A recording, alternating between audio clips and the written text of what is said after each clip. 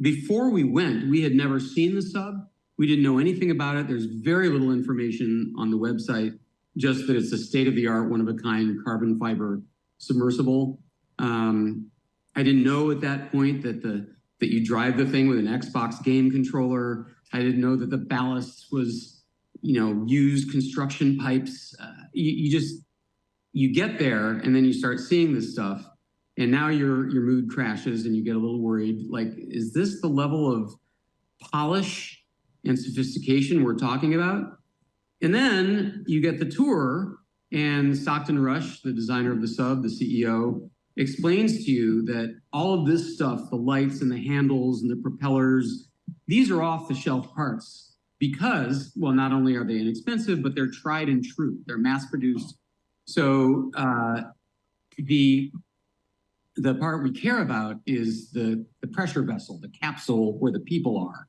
And that he designed with NASA and the University of Washington. And that, he says, is as locked down as it gets. His exact words were, everything else can fail, the lights can go out, the propellers can stop, but you will still be alive.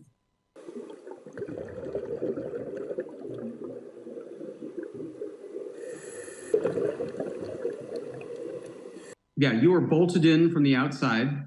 There are 18 bolts in a circle around the hatch. And by the way, they only fasten 17 of them. The 18th one is way up high, and they say there's really no mathematical difference. So you're right. The really nightmarish scenario is that they are alive at the surface, bobbing away, running out of air, and unable to get out. I think very few people would sign up for this tour again after this event, even if they are rescued. I think, unfortunately, this has probably done a death blow to Stockton's plans for this adventure company.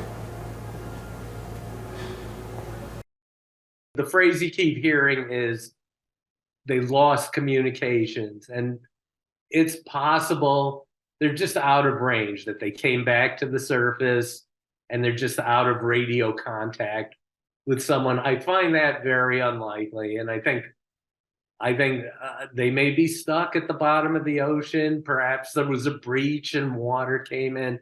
I'm not very optimistic for their return, but it's a cliche, but it's true.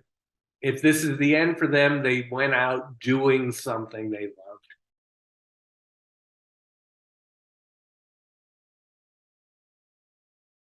When we went down, it was just, there were communication problems on every trip I've taken. Of the 4 separate dives I'd taken with Ocean Gate, every time there was a problem with, at least, sporadically communicating with the surface. And again, I don't think that's their fault as much as just that's the nature of the beast. When you're going 1,000 feet or 13,000 feet underwater, you're going to lose contact for a while. Well, I'm nervous. I'm sick to my stomach with nerves. I'm terrified. I'm anxious. I'm not sleeping at the moment. I'm just hoping for good news. Every single second, every single minute feels like hours. And we're losing time and we're losing opportunity to find them alive. As explorers, we are pessimistic and objective. And as it stands right now, it would be a miracle if they are recovered alive. If they manage to self-ascend, they should have managed to have done it by yesterday. That proves that either the crew is not alive, or B, the crew is alive, but they may be stuck somewhere. They may be caught in the wreck of the Titanic, or they could be caught in something as simple as a fishing net. We just don't know. We have no idea.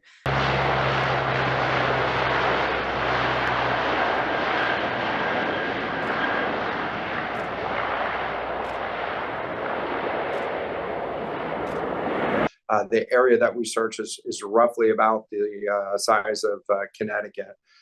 As we continue on with the search, we're expanding our capabilities to be able to search under the water as well. And so we have a commercial vessel that's on scene now that has remote operated vehicles that will give us the ability to search under the water as well.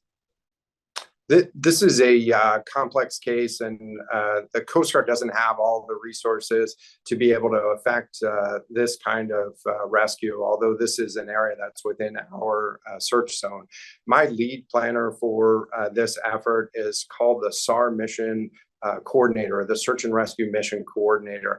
And that's a reflection of, in many cases, we are working to bring all assets to bear, and our role is in coordinating all of the technical expertise that we can bring to bear on the problem, in addition to flying aircraft or operating ships out on the water when necessary.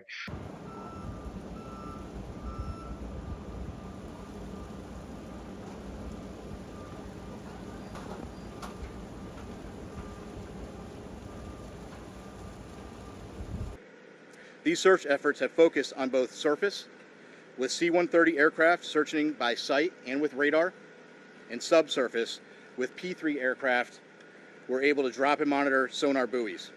To date, those search efforts have not yielded any results.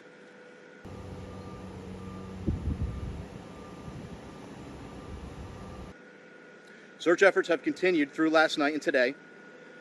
Today, the vessel Deep Energy, a 194-meter pipe-laying vessel, arrived on scene with underwater ROV capability. They have rendezvoused with the vessel Polar Prince and commenced an ROV dive at the last known of the position of the Titan and the approximate position of the Titanic wreck.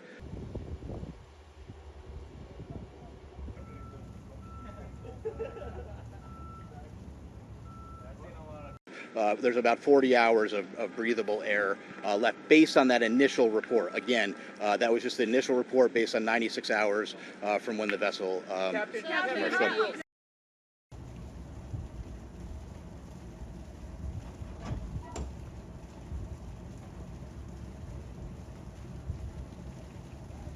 Obviously, getting salvage equipment on scene is a top priority.